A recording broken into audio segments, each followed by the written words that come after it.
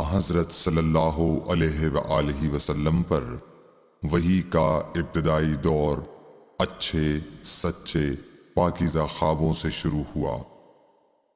آپ خواب میں جو کچھ دیکھتے وہ صبح کی روشنی کی طرح صحیح اور سچا ثابت ہوتا۔ پھر من جانب قدرت آپ تنہائی پسند ہو گئے اور آپ نے غار حرا میں خلوت نشینی اختیار فرمائی اور کئی دن اور رات وہاں مسلسل عبادت اور یاد الہی و ذکر میں مشغول رہنے لگے۔ جب تک گھر آنے کو دل نہ چاہتا توشہ ہمراہ لیے ہوئے وہاں رہتے۔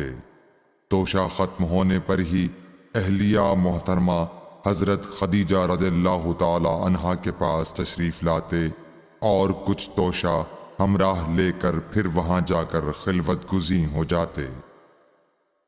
یہی طریقہ جاری رہا یہاں تک کہ آپ پر حق منکشف ہو گیا اور آپ غار حرا ہی میں قیام پذیر تھے کہ اچانک حضرت جبرائیل علیہ السلام آپ کے پاس حاضر ہوئے اور کہنے لگے کہ اے محمد پڑھو۔ آپ فرماتے ہیں کہ میں نے کہا کہ میں پڑھنا نہیں جانتا۔ آپ صلی اللہ علیہ وسلم فرماتے ہیں کہ فرشتے نے مجھے پکڑ کر اتنے زور سے بھینچا کہ میری طاقت جواب دے گئی۔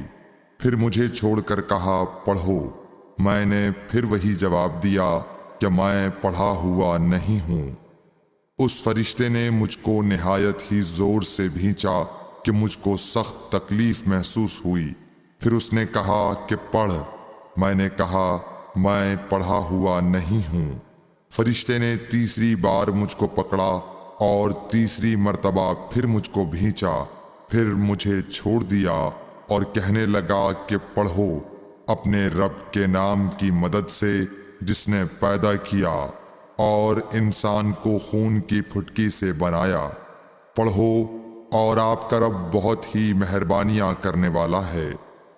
پس یہی آیتیں آپ حضرت جبرائیل علیہ السلام سے سن کر اس حال میں غار حرا سے واپس ہوئے کہ آپ کا دل اس انوکھے واقعے سے کانپ رہا تھا۔ آپ حضرت خدیجہ کے ہاں تشریف لائے اور فرمایا کہ مجھے کمبل اوڑھا دو، مجھے کمبل اوڑھا دو۔ لوگوں نے آپ کو کمبل اوڑھا دیا۔ جب آپ کا ڈر جاتا رہا تو آپ نے اپنی زوجہ محترمہ حضرت خدیجہ رضی اللہ تعالی عنہا کو تفصیل کے ساتھ یہ واقعہ سنایا اور فرمانے لگے کہ مجھ کو اب اپنی جان کا خوف ہو گیا ہے۔ آپ کی اہلیہ محترمہ حضرت خدیجہ رضی اللہ تعالی عنہا نے آپ کی ڈھارس بندھائی اور کہا کہ آپ کا خیال صحیح نہیں ہے۔ اللہ کی قسم آپ کو اللہ کبھی رسوا نہیں کرے گا۔ آپ تو اخلاق فاضلہ کے مالک ہیں۔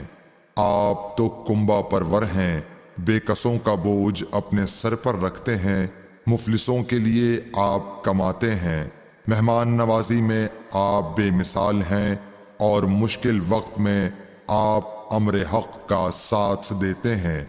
ایسے اوصاف حسنہ والا انسان یوں بے وقت ذلت و خواری کی موت نہیں پا سکتا۔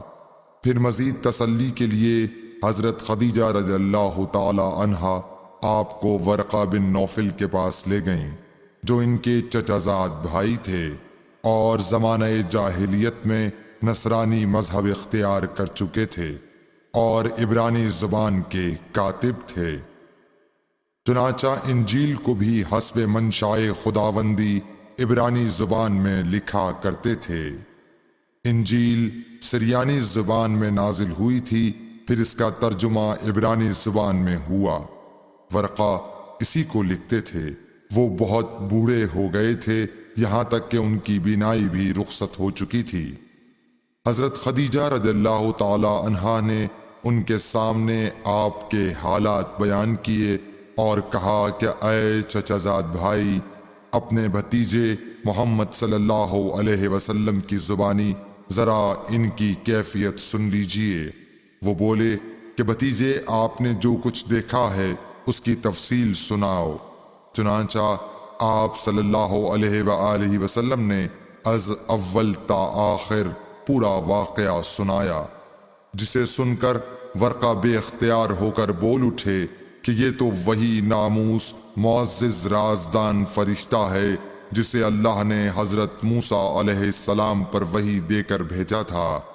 کاش میں آپ کے اس عہد نبوت کے شروع ہونے پر جواں عمر ہوتا، کاش میں اس وقت تک زندہ رہتا جب کہ آپ کی قوم آپ کو اس شہر سے نکال دے گی۔